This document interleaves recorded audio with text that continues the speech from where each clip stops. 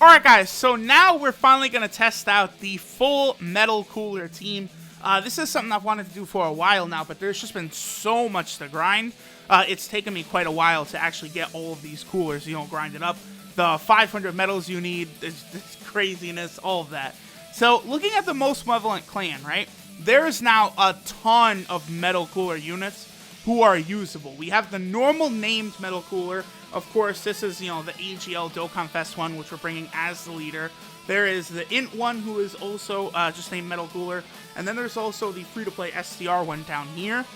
We also have the LR Metal Cooler Core.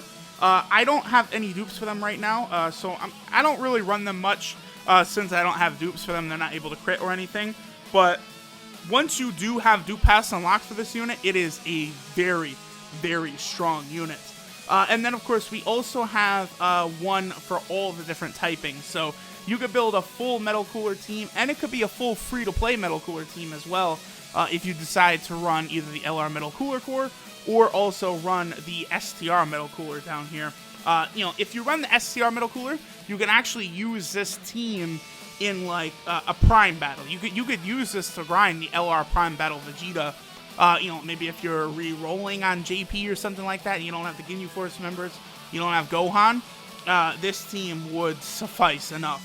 Now, we're jumping into the event. Again, full Metal Cooler team. I gave thought to possibly rainbowing the STR and the physical one. They're both quite good for free-to-play units, but I thought about it and I was like, never mind. Let's just go ahead and just do this sort of team showcase, full Metal Cooler team without actually doing that. Alright, so let me ascertain. Okay, this is perfect. Yeah. Okay, this worked out very well. Now, because all of these Metal Coolers I have, they're all, 1% in the dupe system. I didn't give them, like, really dupes and stuff like that. So, I will want to sort of be careful here, when going through these events. We shouldn't need any items or anything like that, because the Dokkan Fest Metal Cooler himself is just very, very powerful. And all of these Metal Coolers, like, so much healing. Just at the start of turn, we're going to be healing 9% HP, because all of these units have that auto-regeneration link. If the AGL Metal Cooler is hit, the Dokkan Fest one, he will actually go ahead and heal, 7% HP at the end of turn as well. The physical one heals. Like, there's just a lot of units that are going to be healing while we're moving forward. So we'll keep the physical one on rotation, I'm thinking. Probably with AGL the Dokkan Fest Metal Cooler, and then we might also keep the STR one on rotation with the Dokkan Fest Metal Cooler. We'll see. Now, Metal Cooler, again, I did do a video on him, Rainbowed. He is an exceptional unit. You do have to let him get hit a couple times before he could build up the full attacking power. So, the first couple rotations, he can do decent damage, but he's not going to be all the way built up yet. Okay, so as much as possible, I do want to avoid having that Int one hit here. But also, he will not be an issue whatsoever for this team, because they're all linking so good. We'll be able to just rapid fire, just sort of work through and have a lot of consistency. You guys might know I really, really value consistency for, my teams. That makes me enjoy using them a lot more. Alright, so there is the Int one. The Int one also heals at the start of turn, and yeah, 25k, that is a lot, but it's not too bad. Alright, now, gotta be very careful here. The two AGL ones look like that's tough. They did not realize what they did there. Those portraits for the two AGL Metal Coolers are so freaking close, man. Here, let's let the physical one attack, because he will actually go ahead and build up some health force, which will be very, very nice. But obviously, I want to make sure that I'm keeping my rotation sort of in check, keeping the Dokkan Fest Metal Cooler around, because he's just so powerful. He's so important to the team. Offensively, defensively, healing, the ability to go giant form, all of that. He's just way, way, way, way, way, way too important.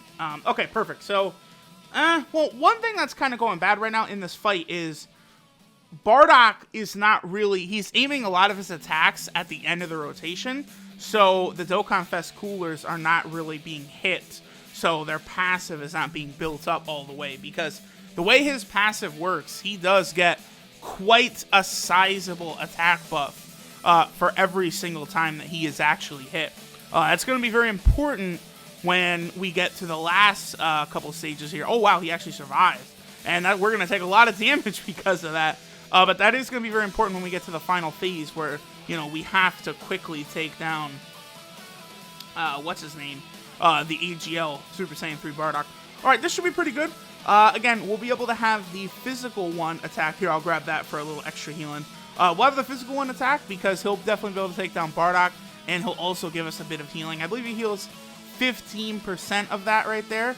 So, what is that? Maybe around 10k health he's going to heal. That's why if the physical one is rainbowed, he probably could put up some pretty good damage numbers.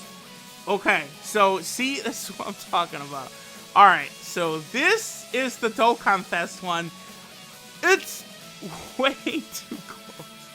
Yo, I have to, like, sort of pause and, like, really look. It's like, okay, that is the Dokkan Fest one. Oh, yeah, okay, that's the free-to-play one. It's like, yo, they couldn't have made those portraits any different, huh? Hopefully Bardock does not super attack Cooler before he attacks, by the way. He didn't. Okay, perfect. Because, you know, Super Saiyan 3 Bardock can occasionally seal. Just kind of like his card can actually seal. Occasionally the boss will seal as well. Look at that. Metal Cooler, he's pretty much enough to, like, almost completely carry this team just by himself. And again, you know, all of these other units we're bringing are basically healing like crazy. That's the thing. Start of every turn, we're healing a massive amount of health. Okay, so I actually, as much as I would like the physical one to attack right here, I actually do want to make sure that the Dokkan Fest Cooler is first. The reason for this is because I want to make sure that he is building up his passive. Gotta get those coolers to build up that attacking passive so they can, you know, sort of max that out. Only thing, of course, the Dokkan Fest Cooler, he's not going to be completely optimized on here. Like, you know, he's not going to have Fierce Battle or anything like that because none of these middle coolers have Fierce Battle. And then even, you know, the two Dokkan Fest ones would not link up together anyway. Oh, this is actually going to work out very good because we're going to get a Dokkan Fest attack right here. Nice! Alright, well, Super Saiyan 3 Bardock, my boy, you are about to take a lot of damage. One thing that is a bit disappointing about fighting Super Saiyan 3 Bardock here, however, is the fact that he is immune to having his attack and defense lower. One thing that really helps, again, EGL Metal Cooler here is every super attack lowers attack and defense. You know, when you have the leader that's able to do that, you can really start stacking up that attack down status effect. You know, even the Tech Metal Cooler is able to lower enemy attack, what is it, by 20% per, you know, attack. So that's a good amount. And then you combine it with, you know, the Dokkan Fest ones lowering attack as well. And very quickly, you're going to lower the enemy's attack a lot before they're actually able to hit, which certainly would help a lot too with, you know, a majority free-to-play team like the one we're rocking right here. So I like what they did a lot with the Metal Cooler team. See, okay, I just did it again. I was thinking, oh, gee, that's weird. How did I end up with both Dokkan Fest coolers on rotation? I actually just thought that. The portraits, this is almost embarrassing, but I'm losing track of them every single turn, man. Yo. Alright, we're gonna finish off Bardock, and then I'm gonna end this video, because if I let the video drag on, I'm gonna mess up one of these rotations, and I'm gonna float off the Dokkan Fest one, and keep on the AGL Metal Cooler. That would be very, very unfortunate to do. Yo. Oh, no. But, I don't have any of the SR Metal Coolers rainbowed or anything like that.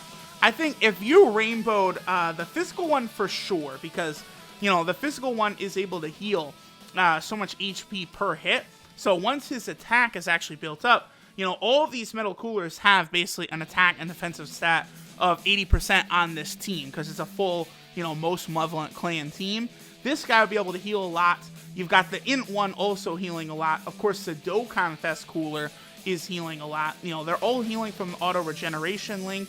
Rainbowing a couple of these, their defensive stats would be pretty good, and our health could go up too, because we only are at 267,000 HP, which really is not that crazy considering the whole team is getting a 170% attack, defense, and HP buff. So you think that HP would be a little bit higher, but that's just a byproduct of me not putting any orbs whatsoever into these cooler units.